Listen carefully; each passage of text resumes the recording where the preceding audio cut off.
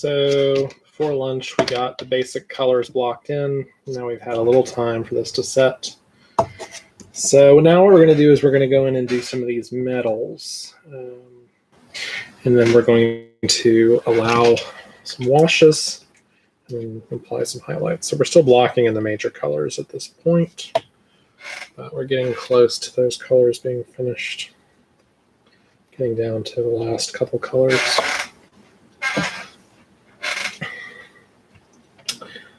One area we have not yet addressed is the flames in the center of his tummy and at the bottom of his cloak. So, well, let's see, those down there are hand painted. I'm probably not going to do those. But there's plenty of other little details to help.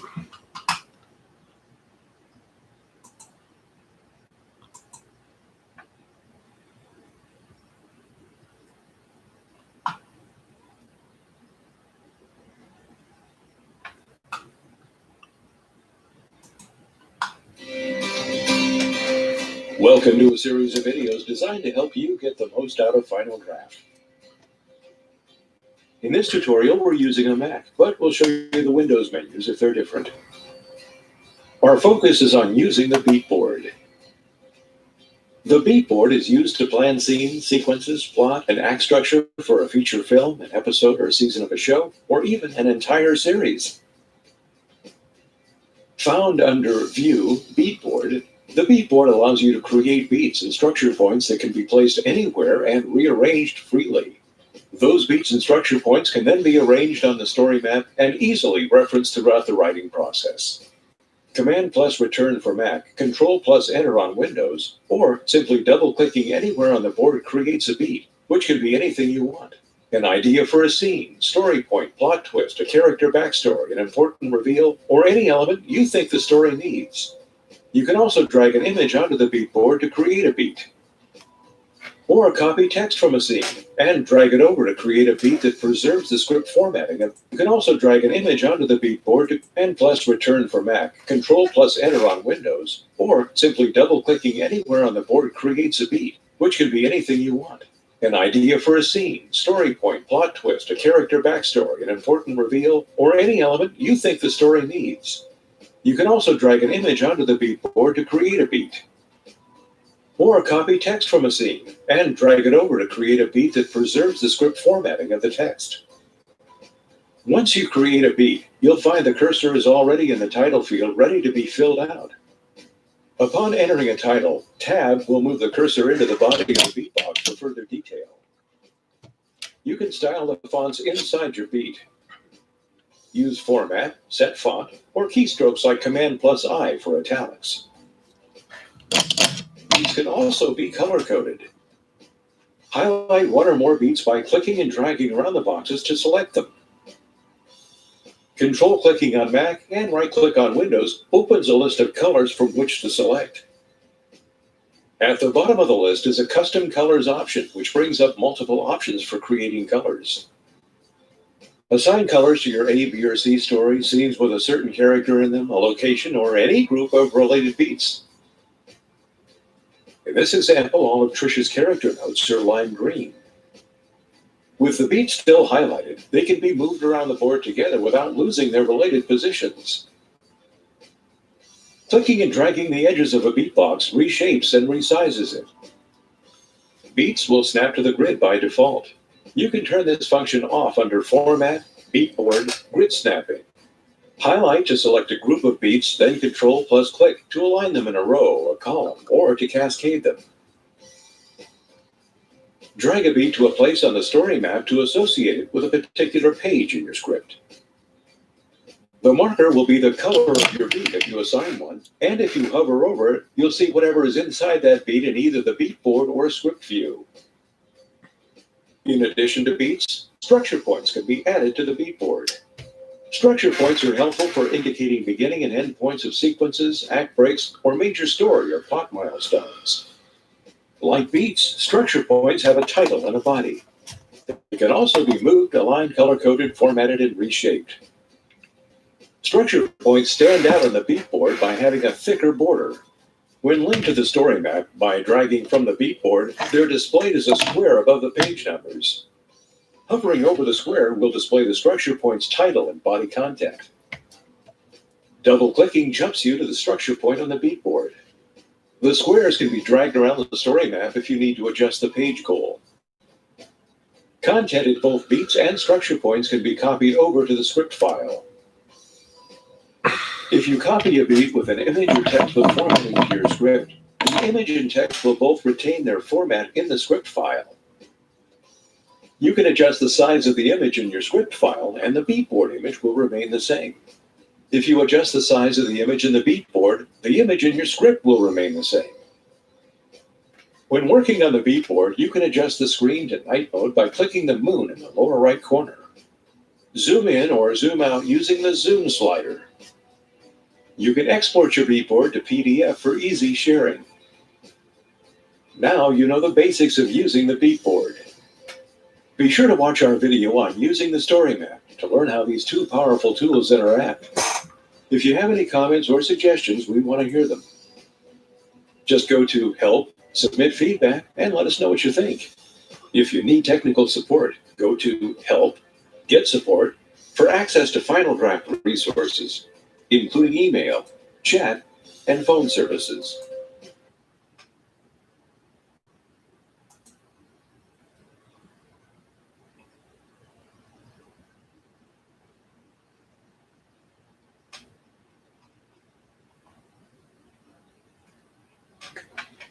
Interesting.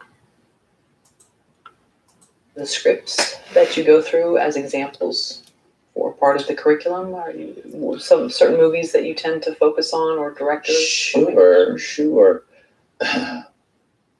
I use a lot of scripts because I'm encouraging people to read. I'm forcing them to read, as a matter of fact. That's hard these days, by the way. I must say, even though I'm Generation X, I'm seeing myself being, torn away from reading more and more. How is that in this digital age where, 140 characters is considered reading? Yes, it's problematic. It's very problematic.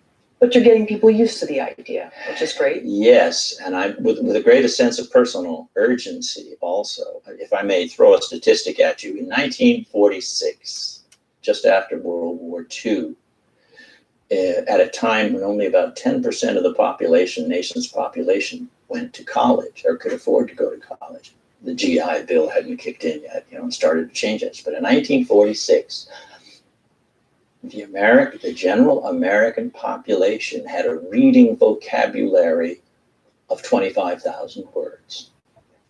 That's not recognition. That is used in everyday conversation. A reading vocabulary, 25,000 words.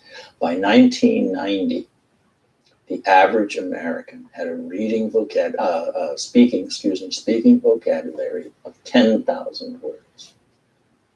And since then, I am sure it has declined precipitously since then. That is what happened. You read less. You just see images. You live through images. You use emojis to express emotion, and you don't need words. You don't have the subtlety of words or the variety of a vocabulary, and it limits, I believe, truly limits how people can think. Even intelligent people, how completely they can think. And that's why reading actual words on actual paper is incredibly important for young writers. And so you're encouraging them to read novels as well, or mostly just in the screenplay format? Well, I would hope novels as well. I mean, that's one of the things I say. Look, guys, if you were setting out to become a novelist, couldn't we take it for granted that in your life you had read thousands, perhaps multiple thousands of novels before you actually sit down to write one? What should the difference be if you say you want to be a screenwriter? Can't we assume that you have read hundreds upon hundreds of screenplays? It seems to me we can. And then we do the hand thing. How many of you have read 5 screenplays? How many at 10? It tapers off at about 20, 25. There's no more hands going up. And then I lay out the task. You must be reading constantly. You cannot write what you do not read. You just cannot. And so that's one of the things, one of the hurdles we have to face and draw them into. I mean, they see it. These are smart people and they recognize it. Bless their hearts. But that's one of the avenues where we have to travel. Now, yes, I would encourage them also to be writing novels. I mean, to be reading novels, because I think ultimately they should also be writing novels. But that's a separate discussion. But they don't have enough time. They're reading all the other stuff for here and books about screenwriting and filmmaking, and then of course all the screenplays. Erin Brockovich is one of my favorites. Susanna Grant's screenplay for Erin Brockovich. I think that's one of the better screenplays I've ever read. Certainly in there, with the group. There's so much to be learned in that screenplay. We were recently in one of the classes they had done that, and we spent an evening talking about it. The things that Susanna Grant does to make it work, to give it a style, a narrative style, as well as just exposition as it goes forward, stuff like that, how she creates characters that live, and each one with their own voice. There's a lot to learn there, a lot. But of course, it's not the only one. We have a bunch of scripts, yeah. But Erin Brockovich is one of your favorites. Do you think it's because she was a real person? She's still around. She's still doing her thing and That's right. very active. That's right. See her on Twitter, and yeah. Do you think that helps because it's a real person that they're basing this story off of versus? Oh yeah, yeah, most definitely. In terms of that single issue of character, absolutely. The reason they made the movie was because of the character and what the character did. But Susanna Grant, as a screenwriter, was in a difficult position there, because I'm guessing, I do not know for certain, but I am guessing that from the beginning, when they got the rights to Erin Brockovich's story, Ms. Brockovich had in there some sort of control over who the screenwriter was going to be. Frequently, that's the way it's done. So she interviewed people, and they kind of she's clicked with Susanna Grant, and Susanna Grant's probably spent a lot of time with her, getting to know her, hearing her speech patterns, hearing her use of vocabulary and emotional tempos and rhythms and stuff like that. And so, yes, I would say, absolutely, it was a powerful influence. But that's only where it began. It's Susanna Grant who picked the scenes and the ordering of the scenes. It's Susanna Grant who drove the story forward, had her character, the main character, driving the story forward every step of the way. What she did with that was masterful. And there's something else about that one too. Love to burn up film here, tape. There was a major problem in the third act. I mean, this is getting pretty esoteric, but there's a major problem in the third act of Erin Brockovich, which there is a dramaturgical point that must happen in films that are going to connect with large audiences. And because of the circumstances, Erin Brockovich is a courtroom drama, really. It's about somebody suing somebody. So the big payoff moment, what's called the obligatory scene, should happen in a courtroom. But Erin Brockovich is not an attorney. So if it happened in a courtroom, the entire big moment would take place with Erin Brockovich just sitting there silently watching. And Susanna Grant recognized this, quite correctly so, that this was a big dramatic problem. So, like a really good screenwriter does, she found a way around that gave it the emotional punch, kept the focus on Erin, and gave it the sense of victory and emotion for the audience at the ending instead of the courtroom. We never go to the courtroom. Do you remember? I'm remembering certain scenes right now. Definitely, yeah. Yeah. Okay. Toward the end, she was running around getting everybody to sign up for it, because they had X%, 90% or something like that of all the people in the town. And they had to sign this affidavit or something like that. And she comes back, and there's these two uppity lawyers. And there's this funny scene where she basically lays out that she's saved the day. she's found the smoking gun. She's got the evidence, and it's turned into a moment of emotional victory for the hero with a substitute adversary.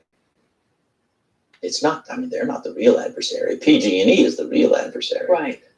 I know this is kind of a subtle thing, but it is a remarkable piece of screenwriting to know that and to write it in such a way that it works. Plus, she had been fighting that stereotypical uptown person throughout her working with Albert Finney, the looks that she would get, whether it was her fault for the way she was dressed and some of the comments, but she was fighting that same stereotype. So it was like a culmination of that at that moment. Yeah, and they are a brilliant writer's substitute to provide the emotion that cannot, under these circumstances, because it's courtroom drama and she's not a lawyer, but that can provide the substitution of an emotional payoff for an audience. And it works. It works. How does Erin Brockovich grow? How is her character evolving and changing for the better in that film? To trace character growth, you have to, the writer doing it and anybody who wants to understand it, when it works with other writers doing it well in other films, you have to go back to certain basic questions. And the one in Erin Brockovich is, what does Erin want? There is one thing, and that's what you have to, condense it down to. Well, she wants this, she wants happy kids, she wants money, what does Erin inside, what does she want and need? And you boil that down. That's question number one. This is good in general kind of stuff when you're writing a character, a lead character, a heroine, or hero, right? You've got to know certain things about what makes them tick. I would offer that what Erin Brockovich wants is to be taken seriously. Everything she does, everything she says, everything she goes back to, it is about being taken seriously. But then she finds out as she goes along in her story, she's getting closer and closer to actually being taken seriously. It's costing her family. She's losing her children and her children's connection to her because she doesn't have any time for them anymore. Remember her son, he's really getting kind of twisted out of shape, and he's not happy with mom at all because she's not around anymore. So the hero's journey, emotionally, the inner journey, it always has to be hard. It always has to be difficult. And you have to be able to demonstrate it physically, visibly, to demonstrate it. And so you have to know what they want, and that has to come out. Really want, their primary defining want as a human being. Right? And you have to know their wound.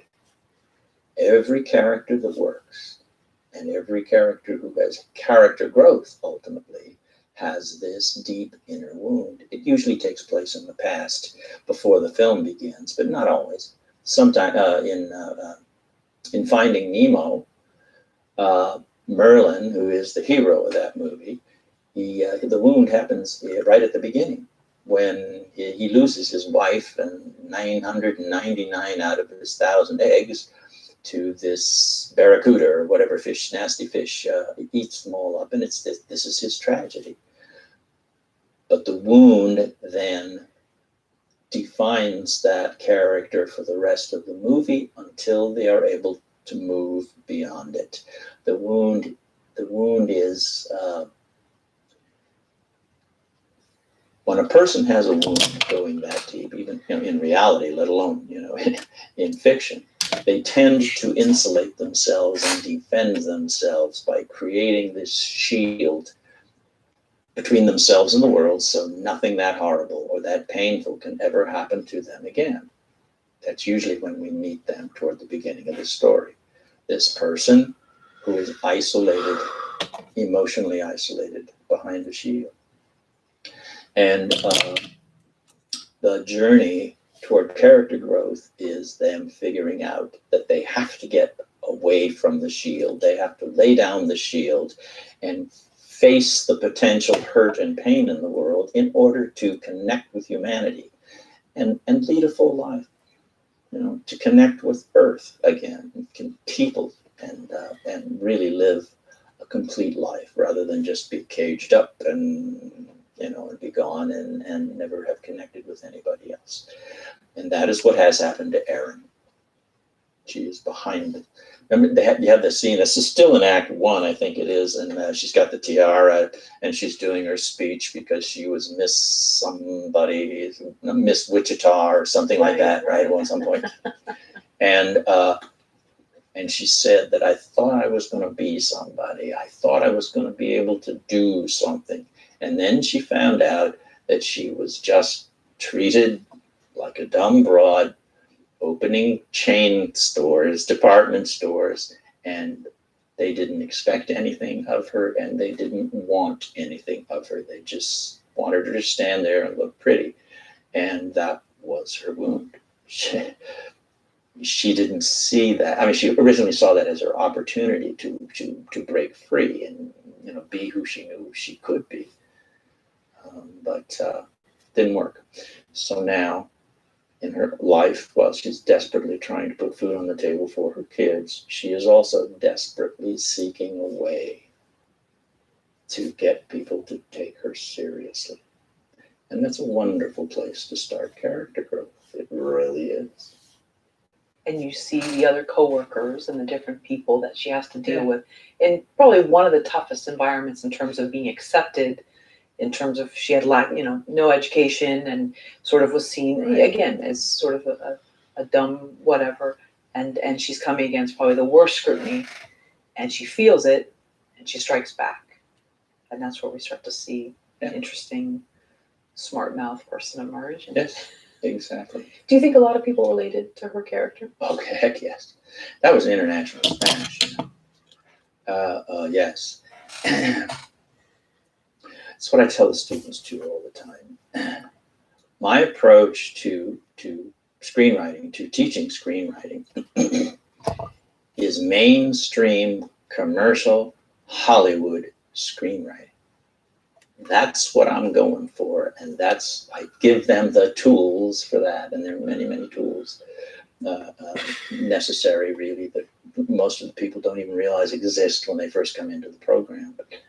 But it sounds like her story arc was relatable. Oh, trying heavens, to yes. prove Heavens, oneself. yes. Is that not universal? Right. Is her circumstance not universally relatable to women all over the world? And it was a hit, and many, many men, and it was a hit all over the world.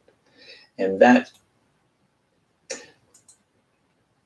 that's some of the students are a bit cynical about my lack of cynicism about Hollywood and movies that make a great deal of money. But I just point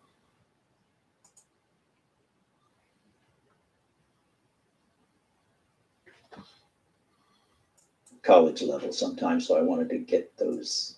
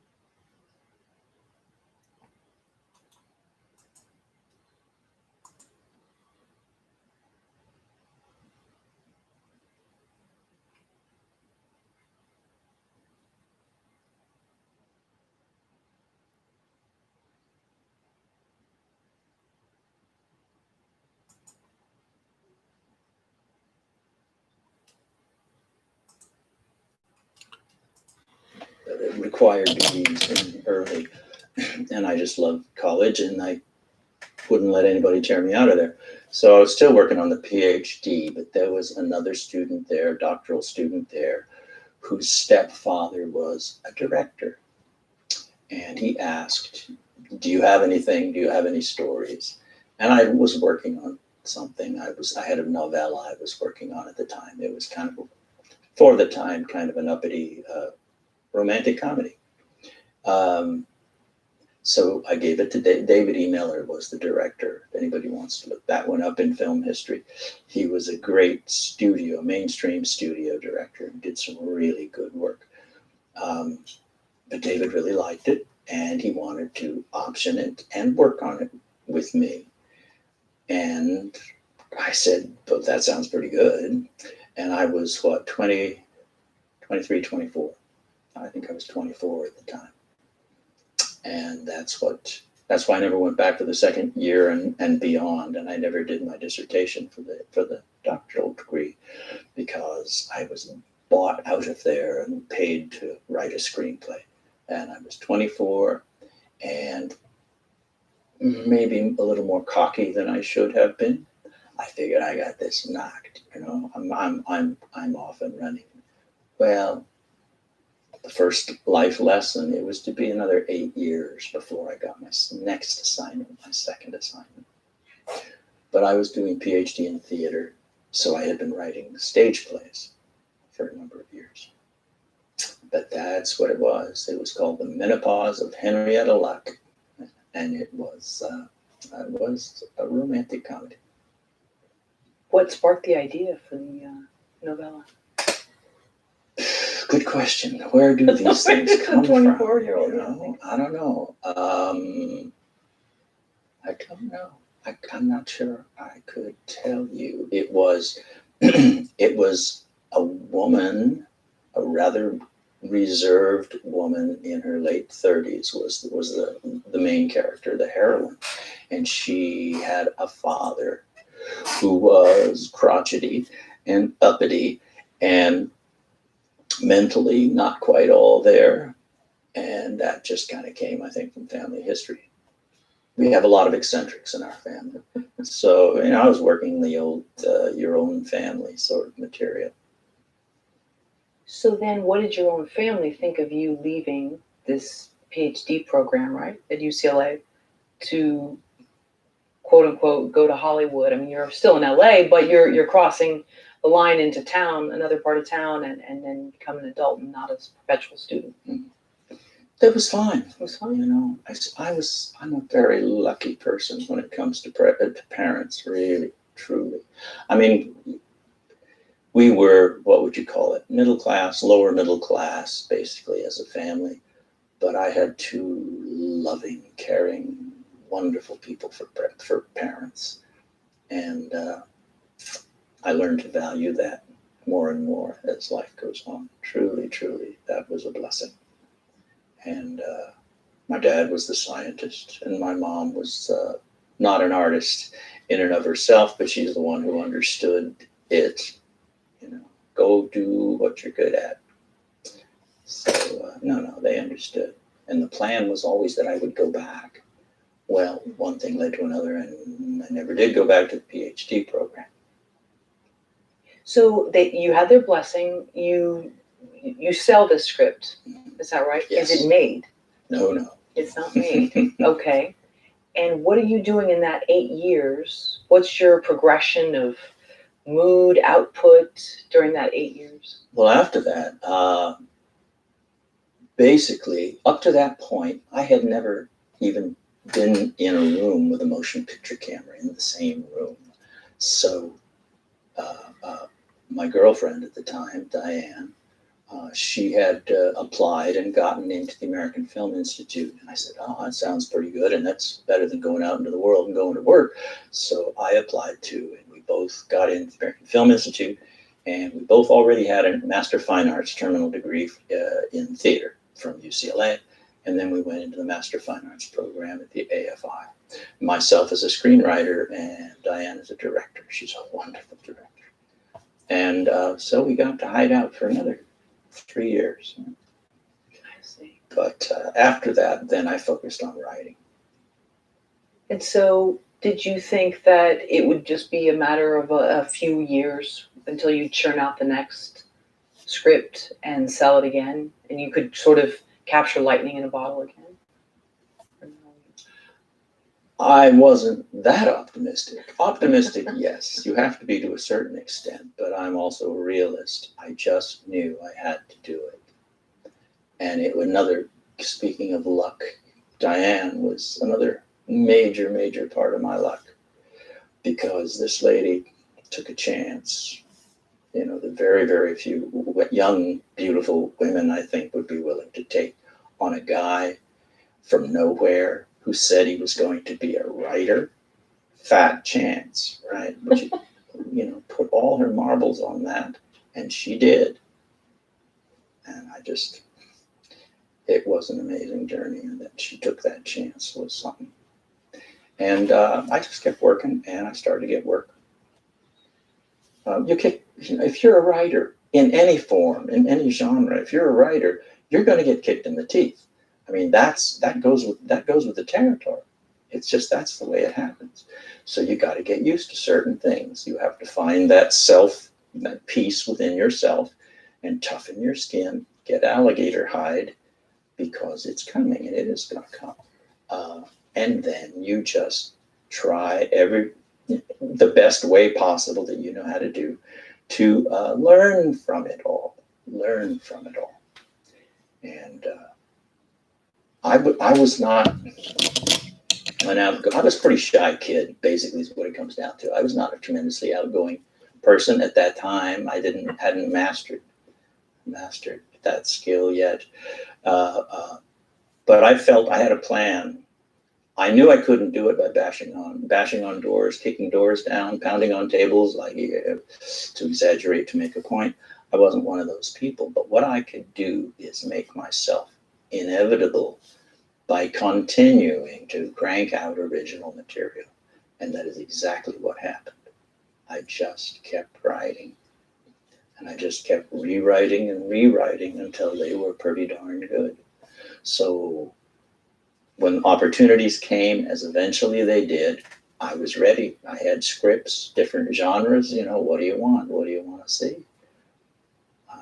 And ultimately, I ended up with a top, I'm not going to bandy names about it at this point, but a top literary agent in Hollywood, which kind of changed everything and, made other things possible. And it was just because I had a drawer full of scripts. But I would like to say this before we move on. I've written 17 feature screenplays for remuneration, on assignment, shall we say. Of those 17, 6 got made. Of those 6, I get screen credit on 5. Of the 5, I get shared screen credit on 3 and sole screen credit on 2. And the reason I like to run that down for people is that is a pretty typical career arc for a working screenwriter. It's not what a lot of people coming into the field think it's going to be. No, basically you end up making your living, and it can be at times a very good living, off of stuff that is never going to get made. Because whether it's made or not, those are financial decisions. Those are business decisions. And your original material you crank out can be very, very good and be a good work sample.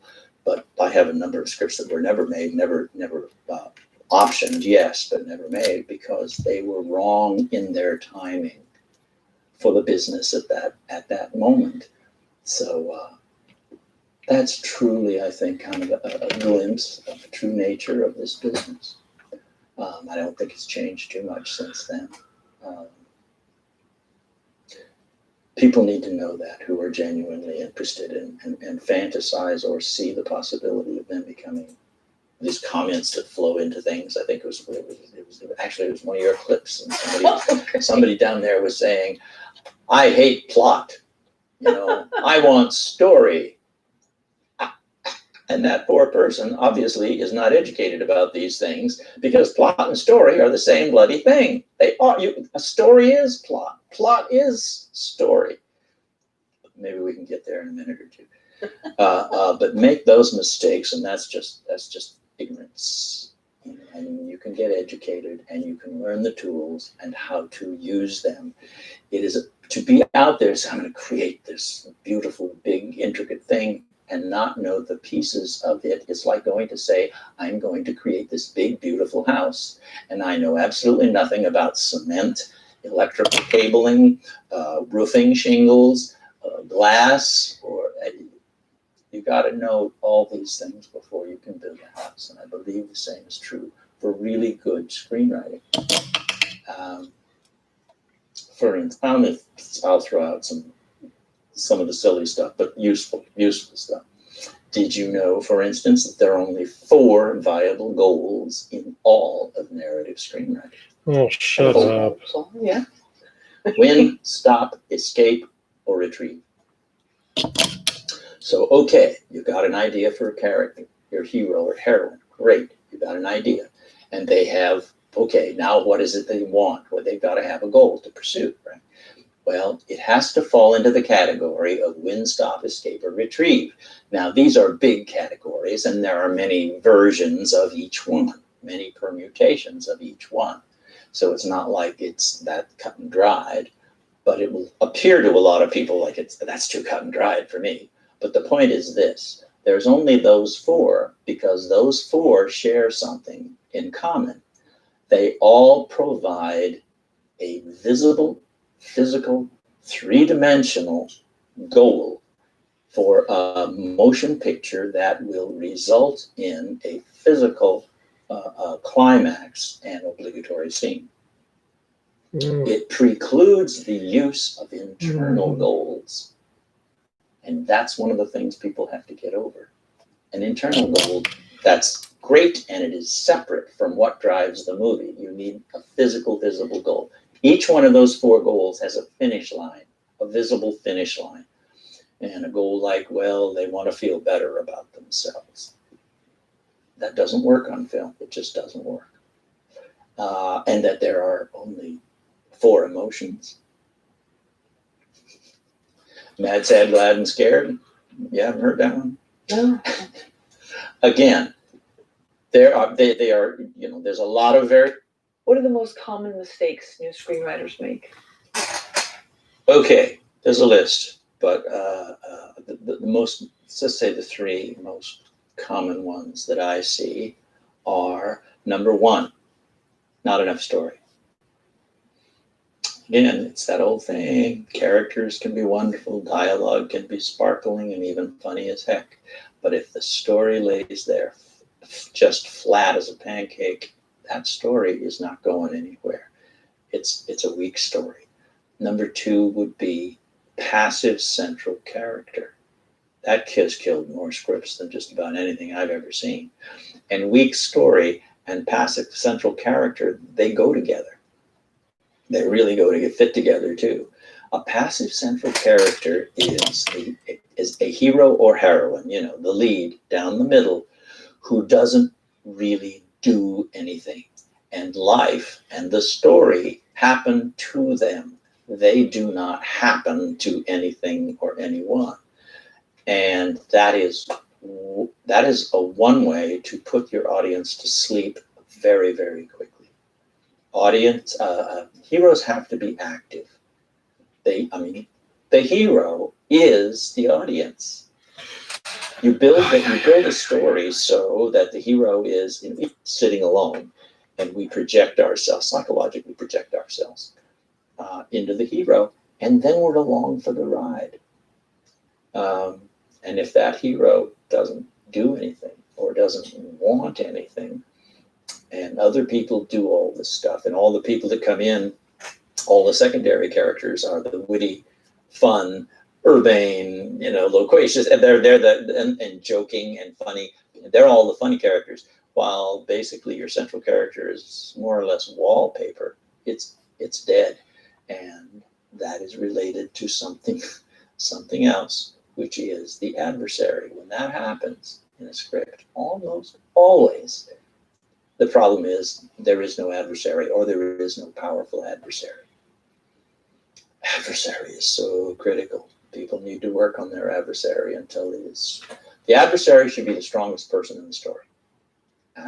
when I was coming up, they would say, oh, they have to be equal. They have to be equal in power to the hero. No, they have to be much more powerful than the hero. It has to look, for most of the movie, it has to look like the hero has no bloody way of defeating this adversary or surmounting the problems being presented by this adversary. But they do it. They outthink them, and they outtry them and drive, and they can make it happen. And that's a story with great conflict, with a hero who's doing things, who sucks us in emotionally, that we can ride along happily for the journey. And that's how the good ones work.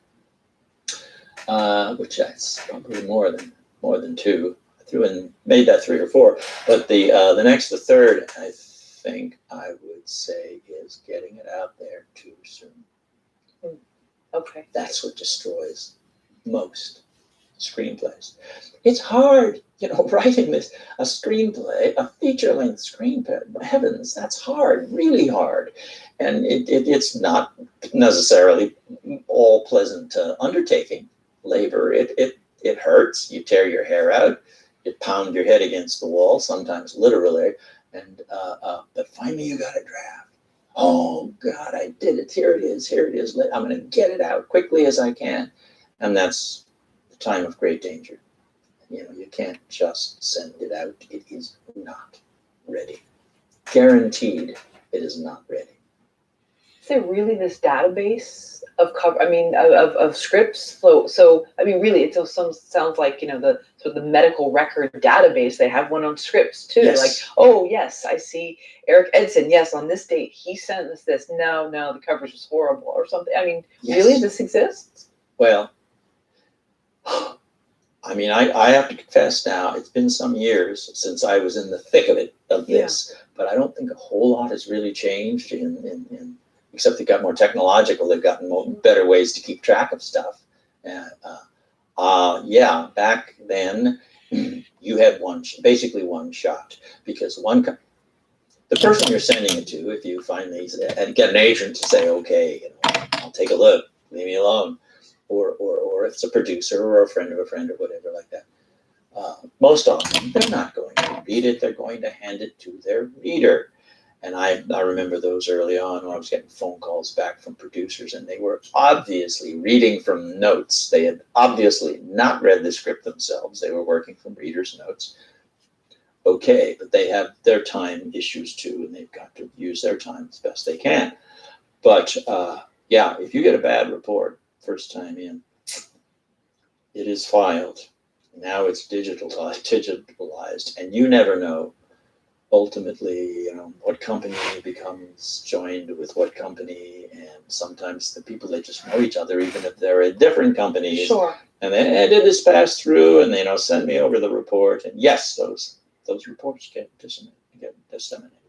What if you changed the name of the script? Let's suppose you started one called Angel's Flight, and then you said, you know what, and this got a pass, and so you decided to change it to Birds of a Feather, and I'm just totally making this stuff up. But and so Birds of a Feather has been looked at, and you've worked on it much more, and you've had more time. But the story is very similar. I would say my instinct is that you have probably done severe, probably irreparable damage to your career. To resend something? Oh my God. A different time. Wow, okay. Because they have the plot. That's one of the things the reader does. They outline the entire plot before they say, whether good, bad, or indifferent. No, I don't do it. Don't. Fuck Can you you. tell us about the first screenplay you sold? What was happening in your life at that moment in time, and how many had you written previously? Wow, that takes me back. I was still at UCLA as a grad student, and I was in my first year working on my PhD. I always knew I wanted to teach at the college level sometimes, so I wanted to get those required degrees in early. And I just loved college, and I wouldn't let anybody tear me out of there. So I was still working on the PhD, but there was another student there, a doctoral student there, whose stepfather was a director. and he asked, do you have anything? Do you have any stories? And I was working on something. I had a novella I was working on at the time. It was kind of, for the time, mind change, understanding the 14 character categories, knowing that there are 10 modes of plot coming out of how many heroes and what the hero's relationship is to other characters. Yeah. Like about it most is that it feels very simplified. The user interface is very minimal, and so it doesn't feel like there's a whole lot of visual stuff for me to focus on and get distracted by. It's a very clean looking writing environment. So if you're the kind of person who feels like your attention wanders a lot, Fade-In would be really good. Personally, I don't actually have that problem too often. I find myself wanting to do a lot of planning because I do so much plotting and I don't do as much pantsing. So that is why I usually use a software like Scrivener. Okay, so Scrivener is a software that was originally meant for novels. And that's really important to understand because not being specifically designed for screenplays, it is built with a lot of tools that don't quite make sense, and it will interact with the software in ways that maybe don't quite make sense for a screenplay. But it does happen. I am not happy with any of this.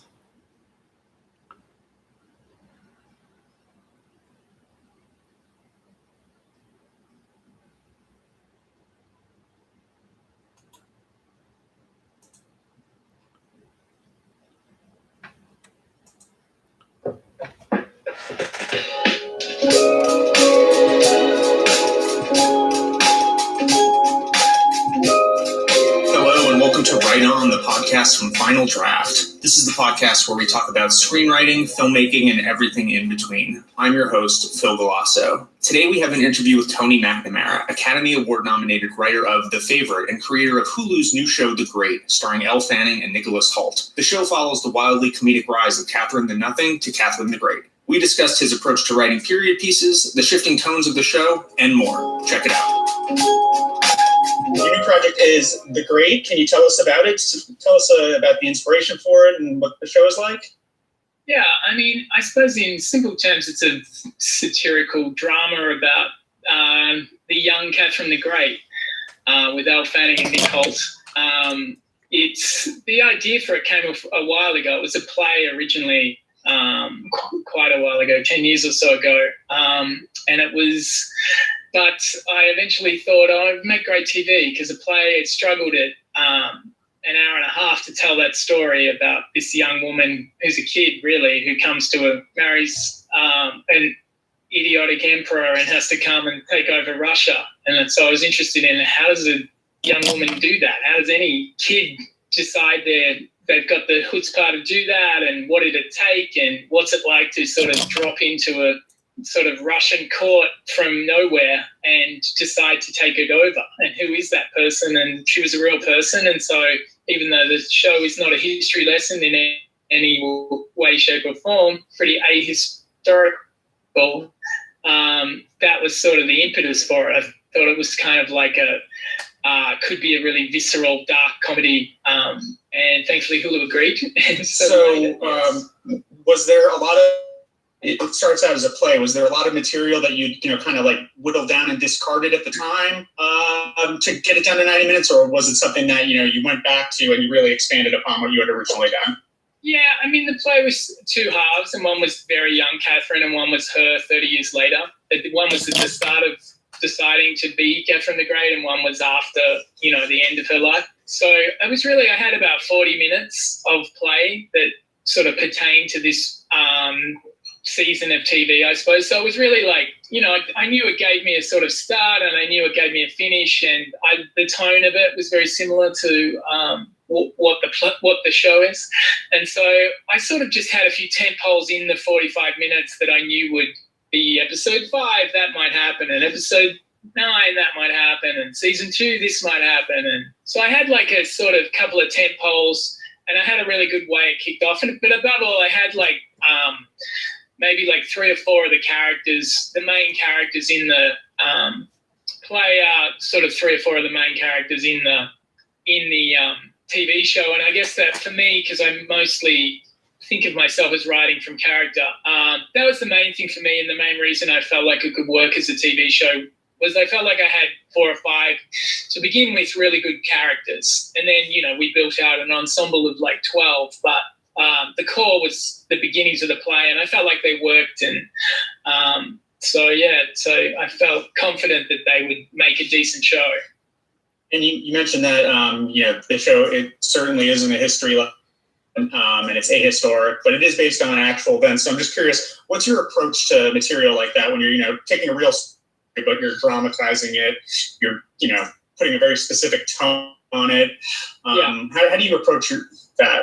I think I approached it in a kind of like, I suppose a few ways. At the basic level, it was about this Catherine the Great, a woman, and as a figure I admired a lot of what she did, and I was fascinated by how she did it and how she, why she did it. So I had that, but then there were simple things like, on the one hand, she arrives in Russia and she's married an idiot and now has to do something about it. But then who she married, I didn't, the character she married wasn't the best character as an antagonist in my terms. Like, I wanted to build a different antagonist. So then there's no qualms about that for me, because she still arrives in Russia married to an idiot and decides what's she going to do about it. But it's just the character she has to beat is a much better antagonist than real life, possibly. But so I sort of went, is this serving the essence of what I want to say about her? At the same time, it's in a way a contemporary show disguised as a period. So it was always very much a show where I was like, I don't want to feel like the audience to feel like they're looking back at something that happened. I very much wanted it to feel like the same way I approached The Favourite, I guess, that it was very visceral, that their problems were, they woke up with problems in the same way we wake up with problems. They just put on corsets and get in a carriage, whereas we just put on suits and frocks and get in a car and go to work. They get in a carriage or something. But the impetus were the same, and the presentness of their problems had to be as present and relatable in a contemporary sense. So that the tone of the show was much more engaging, much more brought people in rather than kept them out as something they were watching in a really objective, this happened 400 years ago. It felt like it had to be something we felt like we could relate to, because it felt, when I sort of stumbled upon her story felt very contemporary. And the way I approached it once I got a room together was, how is it, like, reduce everything. Oh my God, he's so pitchy. I don't know what it is. It's like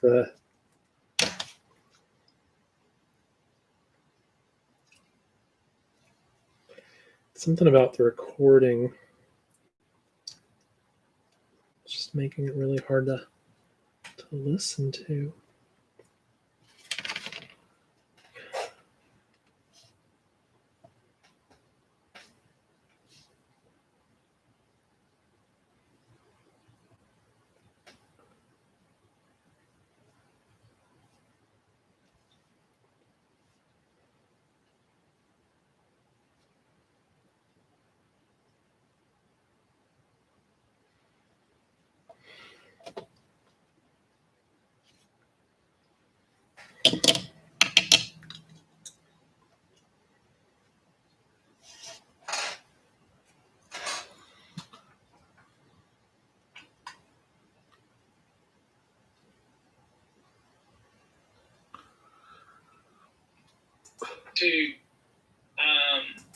We always reduce story to its basic contemporary story, even if it was it's the Russian head of the Russian church against, her, and they're fighting over this. I would always go, well, what's the basic story here? It's like a young, ideally romantic idolist marries the wrong man, wakes up and has to decide whether to kill her husband or not. It happens every day. So I was like, well, that's the basic of the story. And the fact it's an empire, she has to take over all that stuff, is it was always secondary to the basic character impulse, I suppose. When you put together the writers' room for this, was there a lot of research everybody was assigned, or was it, did you kind of have just a basic history and then use that as a jumping off point? I mean, I think I knew a bit of. I think because I wasn't wedded to the history. When I wrote the play, I knew a fair bit about it, I think, but I'd sort of forgotten, and I thought that was probably actually a good way to be, because I felt like I had some tentpoles of things that actually happened that were important to me, and then the rest was sort of like an organic process of, I think the room knew more than me, probably. That's always good.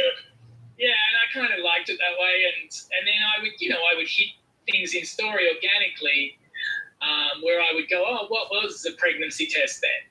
What was contraception then?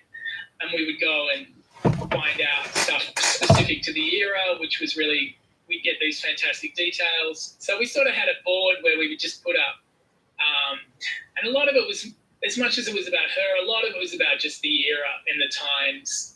And then we sort of had this weird, we had a very contemporary, because she was in a way an activist trying to bring progress. So we had a very, what is contemporary activism? And then what is 1780s and how do they mesh, and how do you change things? And so we had so in a way the room was a very contemporary conversation about change and progress and how it happens and how people can believe in it or not. And so we sort of had this weird hyper contemporary conversation going. At the same time, we would be like, did they really use lemon tops as contraception? So it would be like that, I recently learned about the rabbit test, which is much later. I don't know if you ever heard of that, but that was a way back in the early 20th century that they would check for pregnancy. They would inject the embryo in the rabbit, and if the rabbit died, then you knew it was pregnant or something along those lines, and it's crazy. Wow. So just to think that that kind of stuff has still been going on up until fairly recently. You mentioned The Favorite, which is an amazing film, and obviously there are a lot of sort of surface similarities. There's a similar sense of humor. You're following these women, these strong women characters. I'm curious, though, on a thematic level, it seems like you're very interested in the sort of absurdity of these royal monarchies and these societies. Is that something you've always been drawn to? What is it about that you're attracted to? It wasn't something I was drawn to, really. I'm not a huge fan of period stuff in a way, because it always seemed very polite, other than, Barry Lyndon and Amadeus and Anderson King George. And so I think there's something attractive about it in a way to me, because I love language and I love, coming from theatre, I wrote a sort of very slightly absurdist comedy. And this world sort of lends itself to that, because there's a extremism in all the characters. There's a desperation in all the characters. A court is a very unsafe place, so people act in weird ways, which I like, but they're sort of weird ways that are really logical in that world, but to us they seem ridiculous. So I'm sort of attracted to those kind of people, and those kind of characters, and characters who are fighting really hard in strange ways that make perfect sense to them. Is sort of the thing I like most about characters, I suppose, So, and I like worlds that are contained. I'm a big fan of Joseph Haller, and where he creates a world and it has its own rules and it makes sort of perfect absurd sense. Mm-hmm. So, take a giant leap back to the start of your career. So, you had a couple of careers before you became a writer. Can you talk about your path to becoming a writer? Career is a strong term. I had a lot of jobs. My path to becoming a writer. I guess I don't think I saw a play till I was 19 or 20. So I grew up in the country and went to a school that was very sporty, and sports was the big deal. But I always loved, I grew up in the country and I had 3 brothers and lived sort of on some acres and stuff. So I read a lot. So I really loved literature. Then but I left school, not really, the arts wasn't a big thing for my family or for the town or anything. So it wasn't really till I left and I went and studied economics, and I was working in the money market and for some rich traders, and basically getting them coffee and screwing up their deals. And so I did that for a while, and then I went and lived in London, and I worked there for a while, and that's when I started seeing a lot of plays, really, when I was in London and working in same thing, stockbroking and stuff, but just as a low level, like, get me coffee, idiot, that kind of guy. I'm like, yeah, it's okay. So That polite, huh? yeah, well, that was a very polite.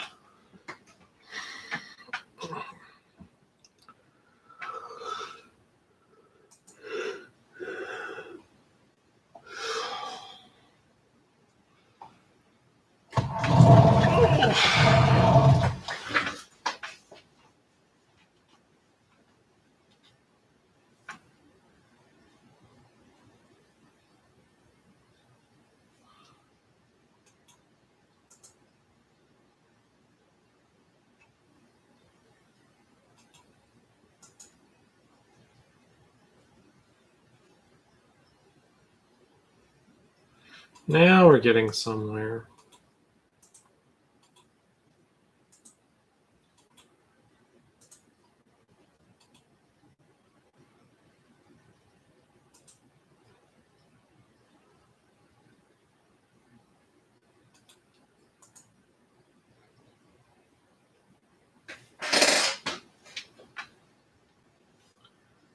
It's good.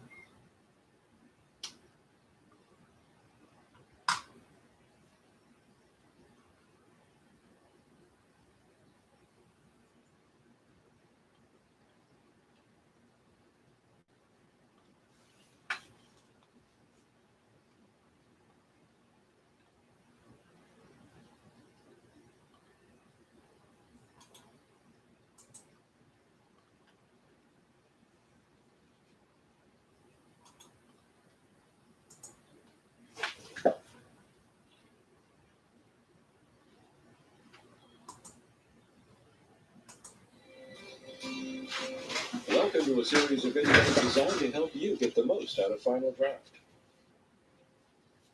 In this tutorial, we're using a Mac, but we'll show you the Windows menus if they're different. Our focus is on our Final Draft Inclusivity Analysis feature. Final Draft allows you to quickly see the ethnicity, gender, age, or any other definable trait of the characters in your script. Once you've written your script, you'll need to define the attributes of your characters. In the menu bar, choose Navigator Characters to open the character window. All the characters in your script will be present in the Navigator window. All right, we got all the basic colors on there. Now it's time to wash, highlight, refine, and that sort of thing. How long did that take to finish the basic colors? Took another hour. It's interesting. All right, so that extra hour allowed us to block in everything.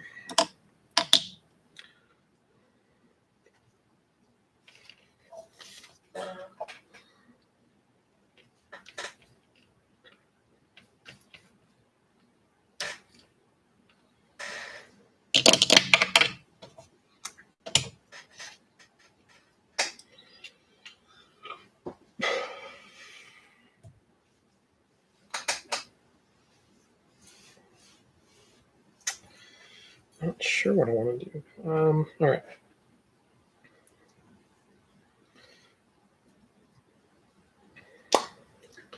If I lay down a wash, I have to walk away from it and come back. I'd rather lay a wash at the end of the session. So instead, what I'm going to do is do a little line work.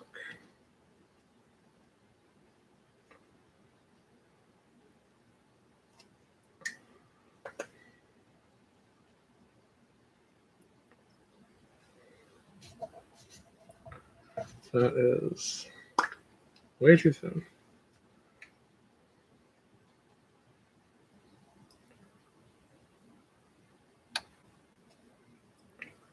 That feels about right.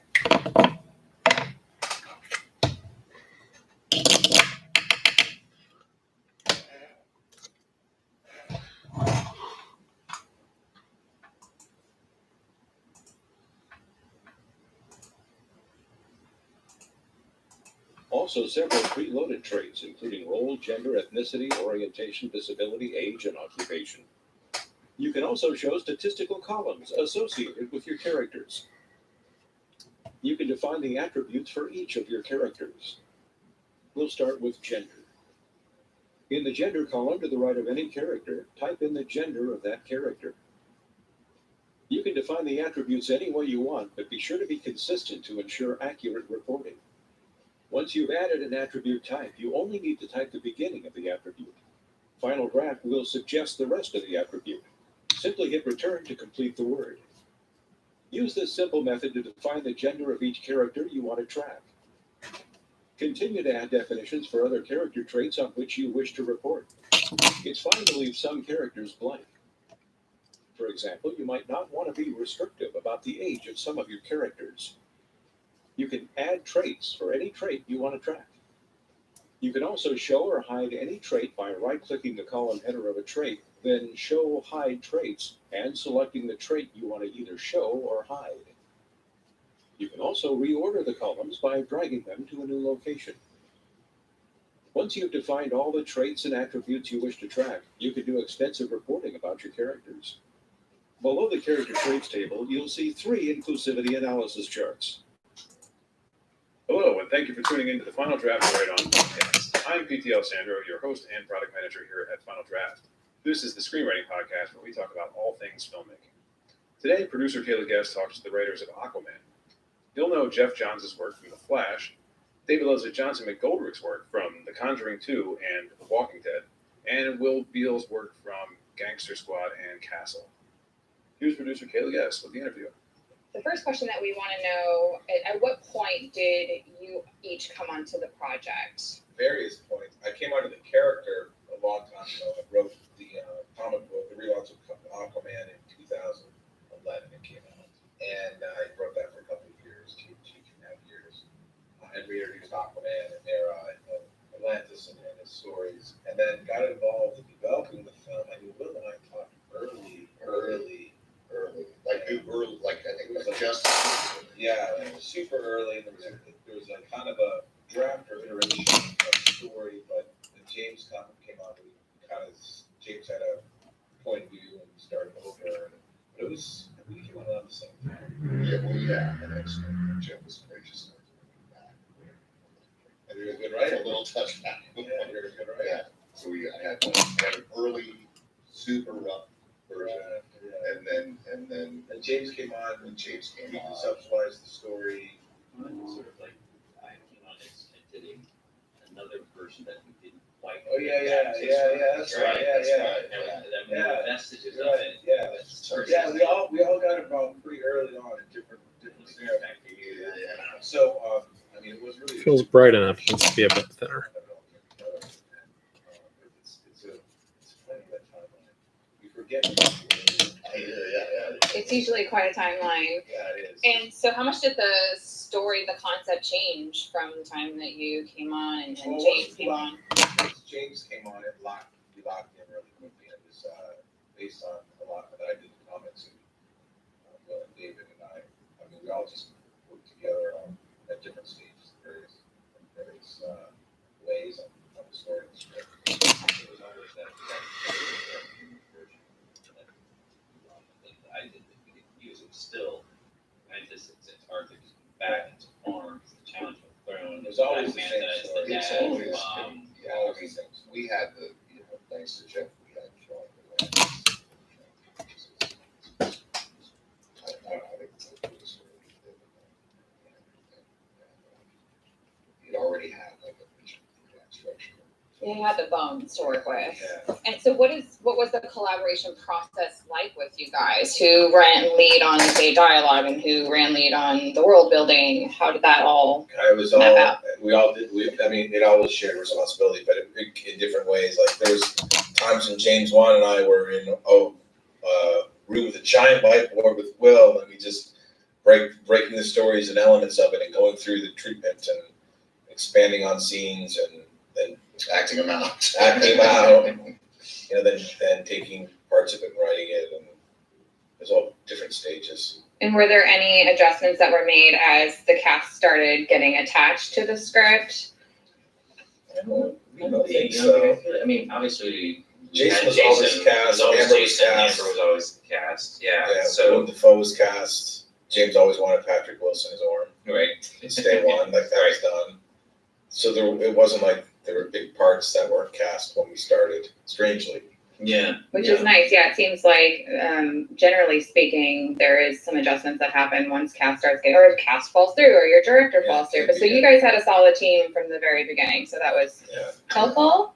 It wasn't a straight line, but it was good. Fantastic. The pieces of cast that like were at least a surprise to me that were awesome were Dolph Lundgren Oh yeah, and Julie Andrews. yeah. So now we can say we wrote for Dolph Lundgren.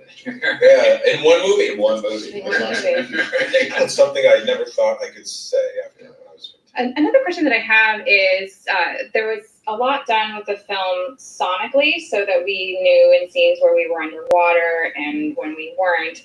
How did that come into play in the writing process? What did that look like for you guys? Did it look like anything? Didn't look like anything. Yeah, I mean, I think there was just the decision that they were going to talk underwater, Mm-hmm. and that was it. You know, it's the That was something James was very adamant about early. He was smart about it because they had some kind of thing and they had a different device in Justice League. Justice League was like, well, they made an air bubble and it was cumbersome. And then so The Conjuring, writing for The Conjuring. It's quite a different stretch going into DC. What was that like? collaboration with James was very similar. And you know, one of the things I've talked to these guys a bit about is I feel like James's strength as a filmmaker is his ability to know how to please a crowd, whatever genre he's working in. He knows what he wants, but he's also looking for new ideas and how to make his ideas better. Mm-hmm. And really is it was actually very similar in terms of how that process worked with him. Because he's also very driven with character. You know, like whether it's scary or it's sea monsters or whatever. It's about who's in the scene with these fantastic things that's going to make you care about them. Okay, so that translates to any genre, really. Exactly, yeah. Okay. So you two, have we worked together before? Did you feel like that really helped with this? I mean, this is a huge tentpole project, so I imagine the pressure to create this world and to do the character development. It was, no small task for you. So did that ease your work on this at all? I mean, the thing with James too is just he's always looking how we can improve everything. So Mm-hmm. In terms of like the pressure because of the tentpole or whatever, the size of the budget, he's as driven to make it as good as it can be, no matter what. Nobody's going to put more pressure on James Wan than James Wan, right? Because he's there constantly trying to figure out how he can make his movie better. But also, you guys had already turned the Conjuring universe into those are tentpoles, man. Yeah, I mean, yeah, they really are. I mean, you guys they took a genre movie. Yeah, they really did. Yeah, that's a good point. Thank you for making that point. So our audience is very much the aspiring screenwriter, the folks that are wanting to get to the place that you guys are in your collective careers. I want to go to each of you and ask, how did you get started? What path was yours in terms of starting out as a PA or whatever your beginner work was, and you decided you wanted to be a writer and then getting that first paid writing gig? Well, I moved out here from Detroit right after school, and I cold called my favorite director, Richard Donner, and ended up getting an internship first, and then he hired me as his assistant a few months later, and I did that for 4.5 years, and during that time I wrote a lot of specs, which I did in college too, and then I sold my first comic book to DC Comics about 2 years after I started working for him, and then from there I started writing comics and then television and then film. What advice would you give to an aspiring writer who's trying to find their path or just trying to find their way in? Well, it depends on where they are. If they're not in school yet, I go to school and I study screenwriting because you're going to then write. Mm-hmm. But wherever you are, you need to write. You gotta write scripts. I always tell this story to people who ask about writing. I'm like, you need to get better at it. The first time I ever drove my mom's car by myself, I hit a tree at the end of the drive. I didn't hit that tree the next time. I got better at driving. And I think the more that you write, the more you learn different aspects of writing, and the more you're going to hone your craft. But it doesn't cost anything to write except time. And I always say there's I'd read Sitfield's screenplay, and it's like a 75-page book, super small, and that's all you really need if you love movies. If you want to be a screenwriter, you already do. Sitfield is a popular one in our industry for sure. That's the one I look at. That's your guy. How about you?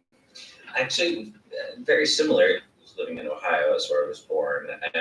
My old hometown is where they shot The Shawshank Redemption. So I kind of cold called them and got a PA job on that and wound up becoming Frank Darabont's assistant. Followed him out here, and it was like 5 years being his assistant, and it was 5 years when he was just writing. You know, he took a 5-year break between Shawshank and The Green Mile. And so it was just seeing him doing the screenwriting life, and it was a great sort of mentorship sort of thing where I was, writing scripts at night, and then during the day when he had stuff, he would just give it to me, and we were trading scripts, getting notes from him, and ultimately I finally wrote like something that he didn't. I wrote something that he liked, and I was like, okay, all these other things those are going in the garbage. This is the one he liked. I'm starting over. I've learned something here, and what did I learn from this? Eventually wrote something with a buddy of mine that he was like, I want to take this, to where I have my deal, and tell him I want to produce it, and I'll guarantee the script if you screw it up, and got me my first gig. Wow, that's an incredible story. Yeah.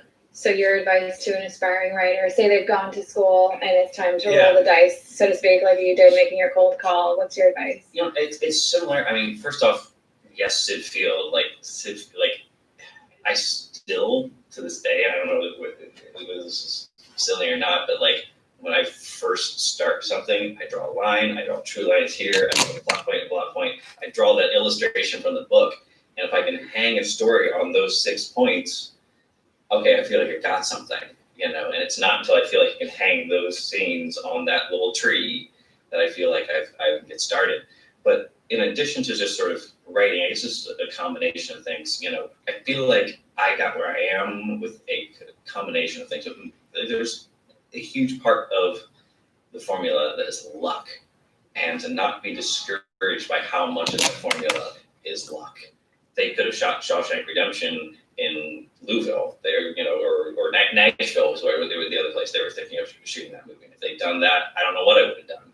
But the other half of that formula is being prepared to take advantage of that luck when it happens. So if you're not doing the writing, like Jeff is talking about, if you haven't improved your craft, you haven't learned how to avoid the tree at the end of the driveway, the luck happens and you're screwed because you weren't ready to take advantage of it. So it's just sort of preparing for luck and not being discouraged while you're waiting for it. Yes, that's exactly right. Being prepared for luck. I like that. Yes. That might be our poll quote for this. Yes. Tease. How about you? My first year, I was a cop. I was a Los Angeles police officer, and I wrote a novel. And then Scott Rudin, who I didn't know at the time, I didn't know who he was, optioned the book before it was published. Like it was and they said, "Oh yeah." How did you get it in his hands before being published? I didn't. He has people who empty the garbage at Penguin or something. I don't know. You have stock. Yeah, no, they have galleys. I'm sure he got and they said Scott Rudin wants to option your book, and I was like, Scott Rudin, and they want you to write the screenplay, and I was like, well, two things. One is I don't know how to do that, and two is like I have a straight job, like I can't, and I wasn't trying to be coy. I was like, look, I can, no, it has to be, and so I said, okay, well, I'll write the screenplay. I went into the writers. What's the name of that place? It used to be on Westwood. Writer's Store. Writer's Store, which is no longer. It's in Burbank now, right? No, that was also gone. Oh, that's so I went to the writer's store and I was like, I'm gonna write a screenplay. They said, oh yeah, you need one of these. And by the way, this is a final. I got the one that had the spaceship on it. Oh wow! Which is not final draft. Yeah. It's another goofy one that I couldn't figure out. And anyhow, I ended up working with Rudin, who is exactly as advertised, but it was almost like I had gone to school to do it, but that crucible was a little bit of writing school. Yeah, so that's good. So your advice to an aspiring. So, yeah, these guys are fine, but this interview is boring as shit. So, now what? I think we need to do, I think I'm ready to do some washes.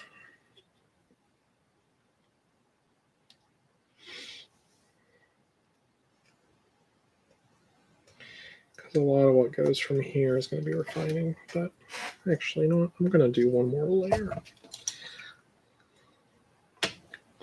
on this gold color.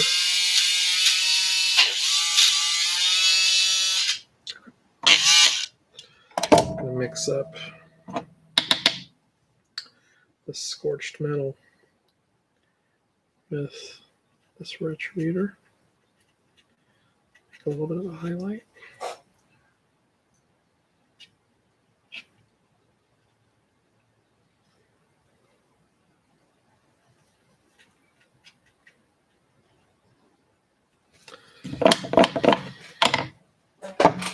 Welcome to a series of specially prepared tutorials designed to help you get the most out of Final Draft 11. In this tutorial, I'll be using a Mac, but we'll show you the Windows menus if they're different. Today, we're focusing on the basics of reports in Final Draft 11. Reports are often used by a writing staff or production team to keep track of characters, locations, scenes, and other data. Reports are also a very powerful tool writers can use to evaluate and rewrite their screenplays. Under Tools, Reports, you'll find a list of customizable reports. The Scene Report shows you what pages each scene is on, who's in the scene, and how long it is. You can choose the sort order for all reports. For example, the options for Scene Report are script order, alphabetical order, shortest scene, and longest scene. As a writer, you might want to sort by longest scene to see if you need to edit them. As independent producer, you might want to sort by shortest scenes to see what locations could be written out. After a report has been created, you can edit it if you need to make notes or corrections, and then you can save it and send it to whoever needs it. The location report can be sorted many different ways as well. While this is primarily a production report, a writer could sort by scene intro to check for consistency in scene headings. The character report allows you to focus on a particular character. You can view in which scenes they appear, their dialogue lines, or their art beats. The report will show one or all of these elements.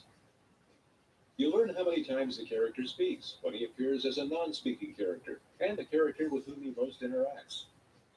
Use this powerful report to fine-tune a particular character's dialogue or a character arc. The cast report provides information on all the characters in the script in one document. Use this report to plan productions or table reads. Writers trying to trim page length can also run this report to review minor characters that could be cut. The script report allows you to select only the elements you want to see, for example, just scene headings or just scene headings and action paragraphs.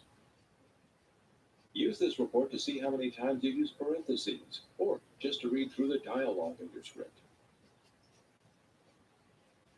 The script note report puts all your script notes in one place, with lots of options for note types and other information. If you've created script notes with joke ideas, you could print just those ideas, or a report on your notes regarding characters. The statistics report gives you detailed information on each scene, including page number, word count, and characters. At the bottom is the optional profanity report, which can show you if you're writing a PG or an R-rated movie. You can also run this report to see if your characters overuse the same curse words. Whether you're a writer polishing your script and need to know if one character is in too many or too few scenes, or you're a production unit manager who needs to know how many 8s are in scene 22A, the reports in Final Draft 11 will give you the information you need. Now you know the basics of reports in Final Draft 11. Do you have any comments or suggestions? Pretty good. Let's watch it again. You can choose the sort order for all reports. For example, the options for scene report are script order, alphabetical order, shortest scene, and longest scene. As a writer, you might want to sort by longest scene to see if you need to edit them. As independent producer, you might want to sort by shortest scenes to see what locations could be written out. After a report has been created, you can edit it if you need to make notes or corrections, and then you can save it and send it to whoever needs it. The location report can be sorted many different ways as well. While this is primarily a production report, a writer could sort by scene intro to check for consistency in scene headings. The character report allows you to focus on a particular character. You can view in which scenes they appear, their dialogue lines, or their arc beats. The report will show one or all of these elements. You'll learn how many times the character speaks, when he appears as a non-speaking character, and the character with whom he most interacts. Use this powerful report to fine-tune a particular character's dialogue or a character arc. Wait a minute. Did you say arc reports? Character. And the character with report allows you to focus on a particular character. You can view in which scenes they appear, their dialogue lines, or their arc beats. The report will show one or all of these elements. You'll learn how many times the character speaks, when he appears as a non-speaking character, and the character with whom he most interacts. Use this powerful report to fine-tune a particular character's dialogue or a character arc. The cast report provides information on all the characters in the script in one document. Use this report to plan productions or table reads. Writers trying to trim page length can also run this report to review minor characters that could be cut. The script report allows you to select only the elements you want to see, for example, just scene headings or just scene headings and action paragraphs. Use this report to see how many times you use parentheses, or just to read through the dialogue of your script. The script note report puts all your script notes in one place, with lots of options for note types and other information. If you've created script notes with joke ideas, you could print just those ideas, or a report on your notes regarding characters. The statistics report gives you detailed information on each scene, including page number, word count, and characters. At the bottom is the optional profanity report, which can show you if you're writing a PG or an R-rated movie. You can also run this report to see if your characters overuse the same curse words. Whether you're a writer polishing your script and need to know if one character is in too many or too few scenes, or you're a production unit manager who needs to know how many 8s are in scene 22A, the reports in Final Draft 11 will give you the information you need. Now you know the basics of reports in Final Draft 11. If you have any comments or suggestions, we want to hear them. Just go to Help, submit feedback, and let us know what you think.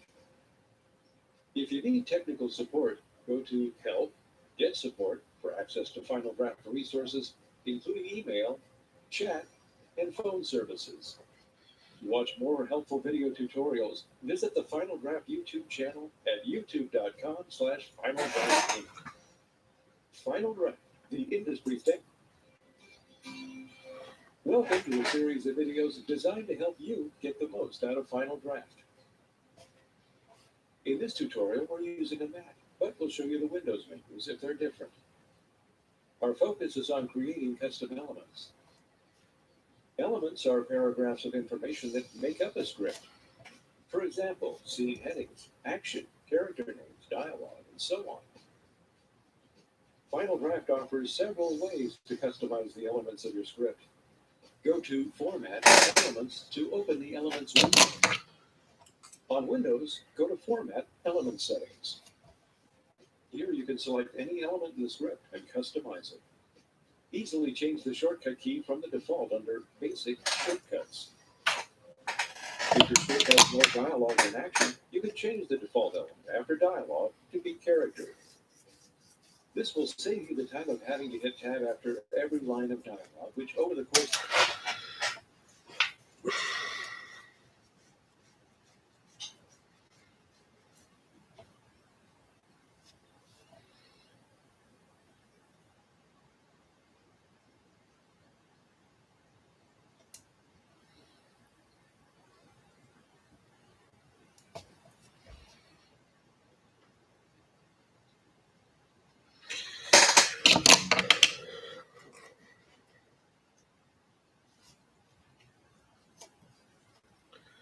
Okay.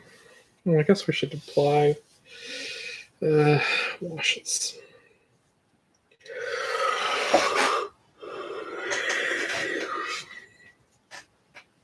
All right, for the cloak, I'm going to do a 50-50 mix of dark tone and strong tone, which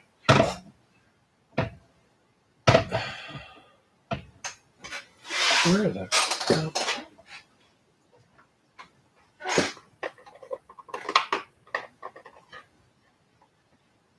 There they are. Also going to do some targeted washes of green tone.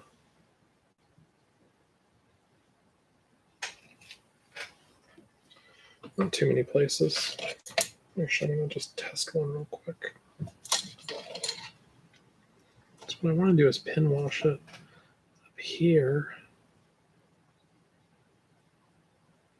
See if that accomplishes what I'm looking to do.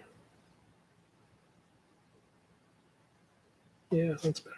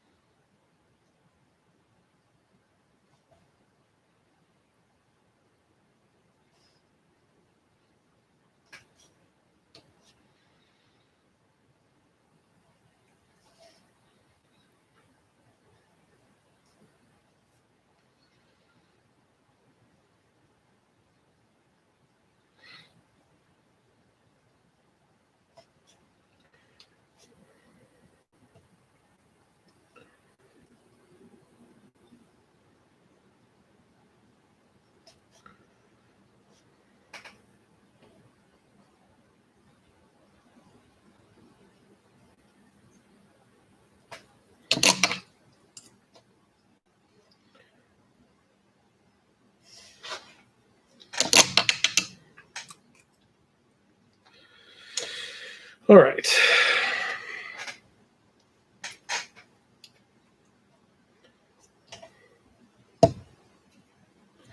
So first off, I'll cloak on the back. We're going to do straight black wash or dark tone. Goal here is just to create some separation of some of these cells and to dull this down a bit. We're going to come back in and highlight this after.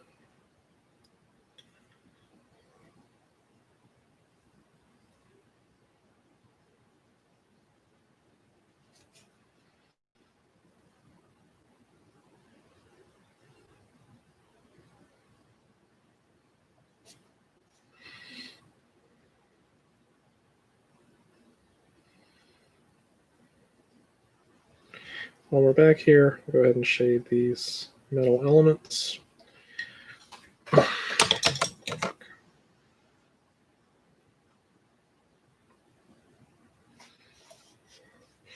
Any pure metal elements we're going to shade with dark tone. Any warm metal elements we're going to shade with strong tone.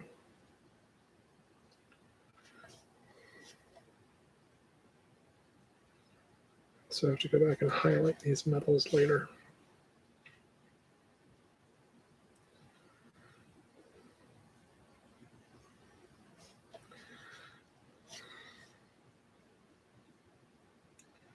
And we're going to go ahead and wash down this handle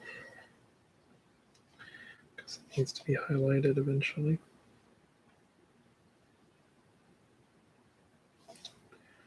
Pretty flat right now. It's going to be difficult.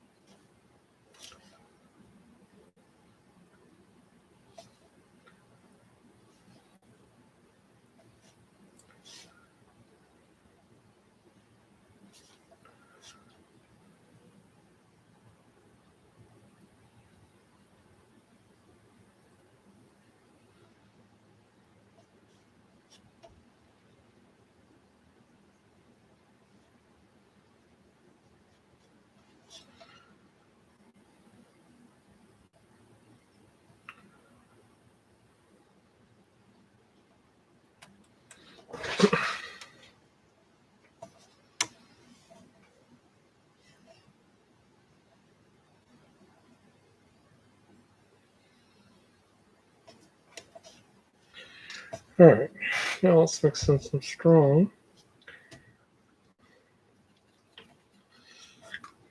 So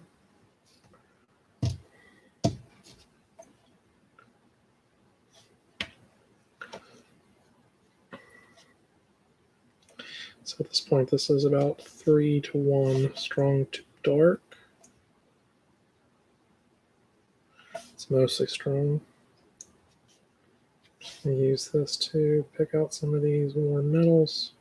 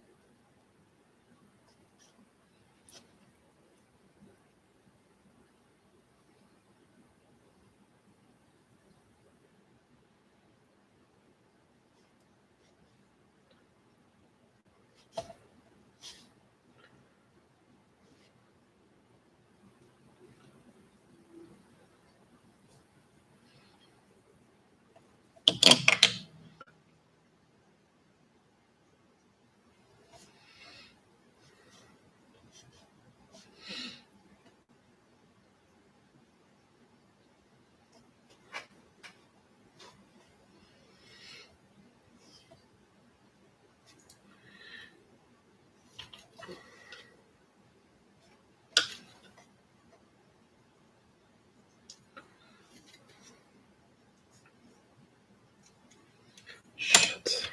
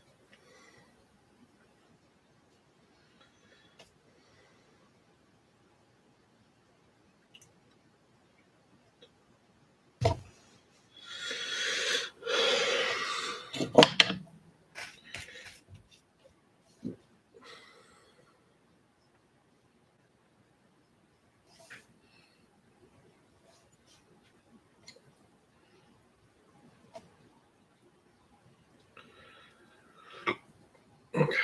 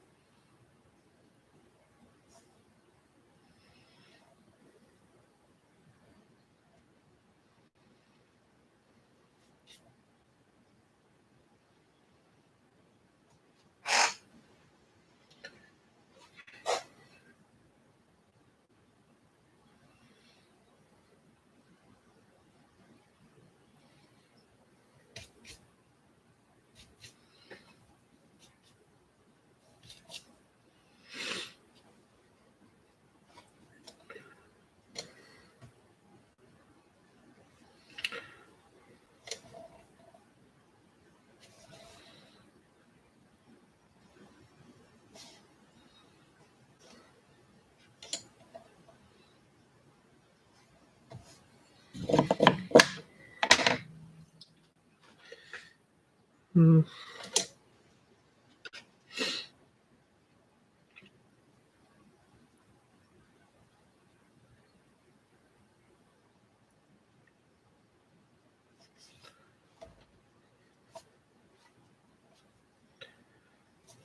Shit. The fuck.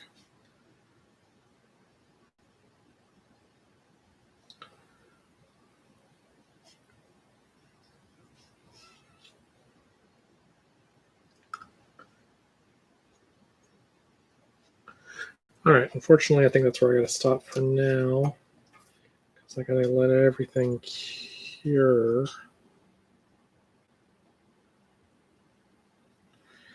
And I want to make sure that everything has a good chance to dry before I move on to final detailing and highlights. And whatever else I end up doing.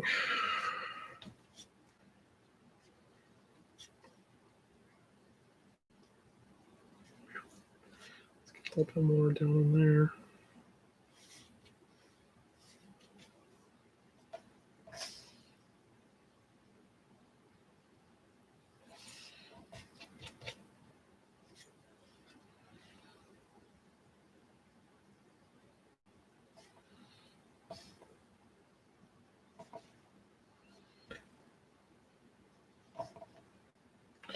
All right, I guess that's about that.